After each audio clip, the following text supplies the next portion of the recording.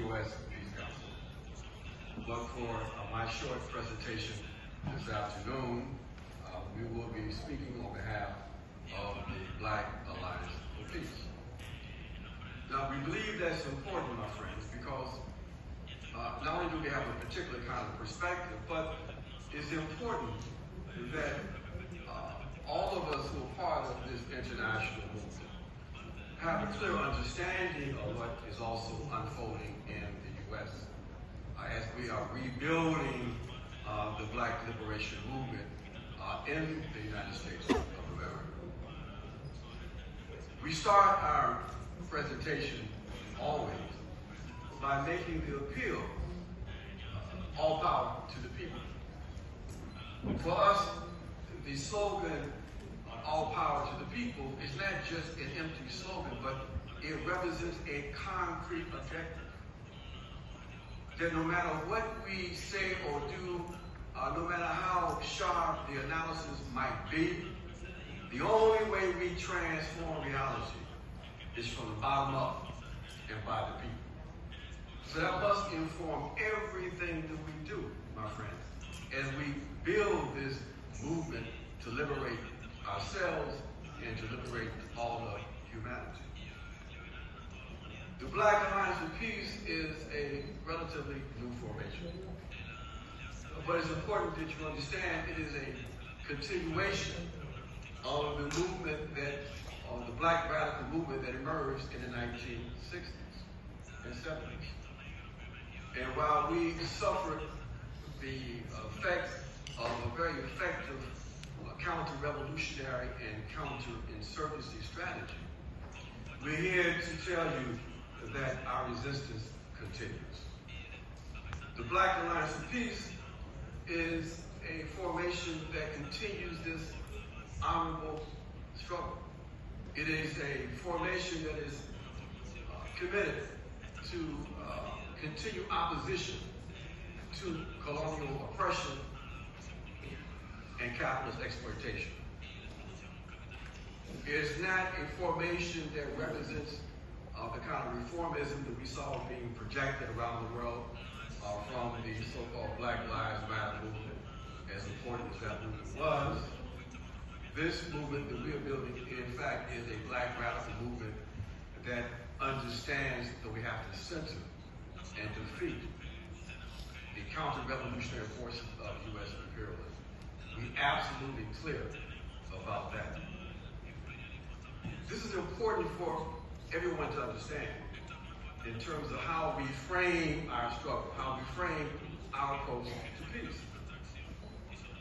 We see that the main contradiction, as we see it, is represented by the pan-European, white supremacist, colonial, capitalist patriarchy that emerged in 1492 when Europeans spilled out of Europe into what we refer to today as the Americas. And through their conquest and through the enslavement of African people and African labor, they built what became the so-called West.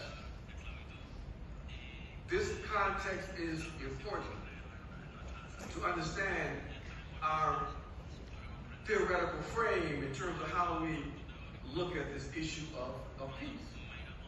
For us, peace is not the absence of conflict, but rather the achievement by popular struggle and collective self-defense of a world liberated from global systems of oppression that include colonialism, imperialism, patriarchy, and white supremacy.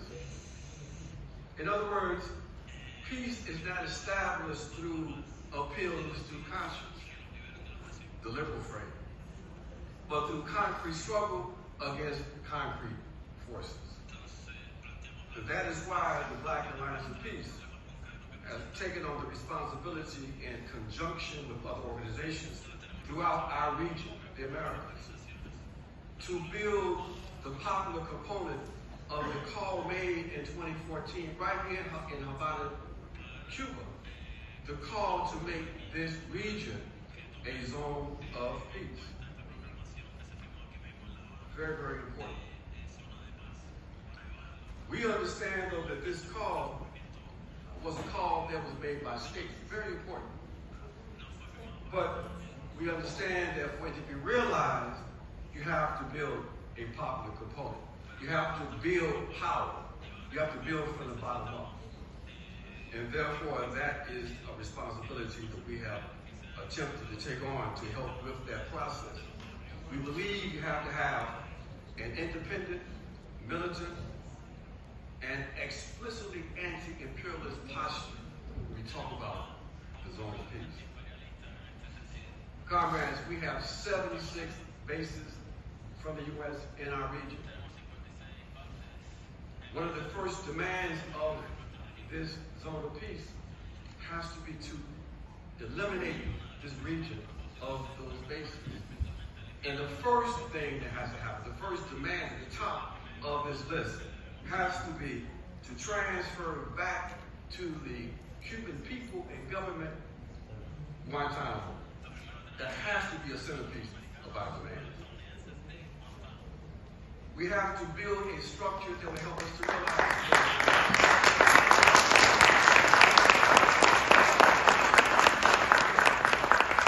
we are building and need to build a mass component of this. That mass component is the U.S. and NATO out of the Americas network. In other words, we need to eject the U.S. from our region. And that includes our national territory, meaning in the southern part of the United States of America.